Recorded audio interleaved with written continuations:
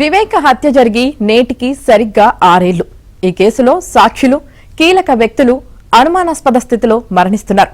వివేక watchman ఈ కేసులో ప్రత్యక్ష సాక్షి రంగన్న మరణం ఇప్పుడు కలకలం రేపింది.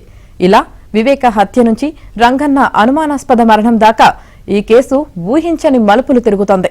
2019లో జరిగిన సార్వత్రిక ఎన్నికల్లో భాగంగా మార్చి 14 రాత్రి కడప జిల్లా జమ్మలమడుగు ప్రాంతంలో ప్రచారం నిర్వహించిన వైఎస్ వివేక రాత్రి పొద్దుపోయాక పులివెందల్లోని ఇంటికి వచ్చారు. మరుసటి రోజు తెల్లవారేసరికి తన ఇంటిలోనే హత్యకు గురై కనిపించారు.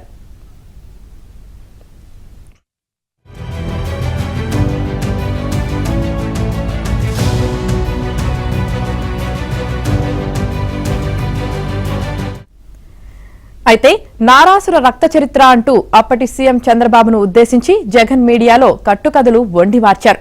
తన బాబాయ్ వివేక హత్యను ఆ ఎన్నికల్లో జగన్ ప్రచారహస్త్రంగా వాడుకున్నారు. ఇది సానుభూతి అస్త్రంగా మారి జగన్ గెలుపునకు బాటలు వేసింది. వివేక హత్య జరిగినప్పుడు టీడీపీ అధికారంలో ఉంది. వివేక పీఏ ఎం వెంకటకృష్ణారెడ్డి ఫిర్యాదుతో పులివెందలలో కేసు నమోదైంది. వివేక హత్యకు గురికాగా మొదట గుండెపోటుగా చిత్రీకరించారు. తర్వాత రక్తపు వాంతులు చేసుకున్నారని ప్రచారం చేశారు. బెడ్రూమ్, బాత్రూంలోని రక్తాన్ని ఆనవాళ్లు లేకుండా కనుమరుగు చేశారు.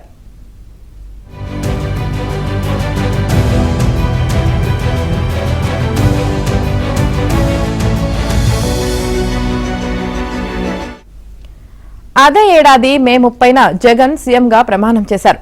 సీఎం కాకముందు సీబీఐ విచారణ అంటూ కోర్టులో పిటిషన్ వేసిన జగన్ ఆ తర్వాత దానిని ఉపసంహరించుకున్నారు.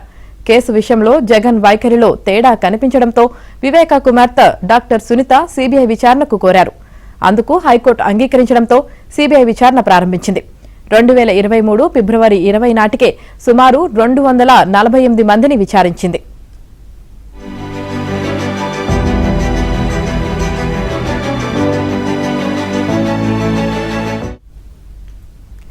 వివేక హత్య కేసులో కడప ఎంపీ వైఎస్ అవినాష్ రెడ్డి, ఆయన తండ్రి వైఎస్ భాస్కర్ రెడ్డితో పాటు వైసీపీ కీలక నేత దేవిరెడ్డి శంకర్ రెడ్డి, వివేక మాజీ డ్రైవర్ దస్తగిరి, ఎర్ర గంగిరెడ్డి, సునీల్ యాదవ్, గజ్జల ఉమాశంకర్ రెడ్డి, ఉదయ్ కుమార్ రెడ్డి మొత్తం 8 మందిపై సీబీఐ ఛార్జ్షీట్ నమోదు చేసింది. వీరిలో డ్రైవర్ దస్తగిరి అప్రూవర్గా మారారు. సీబీఐ అధికారులను అప్పట్లో బెదిరించారు. సీబీఐ విచారణ అధికారి రామ్ సింగ్ పై కేసు నమోదు చేయించారు.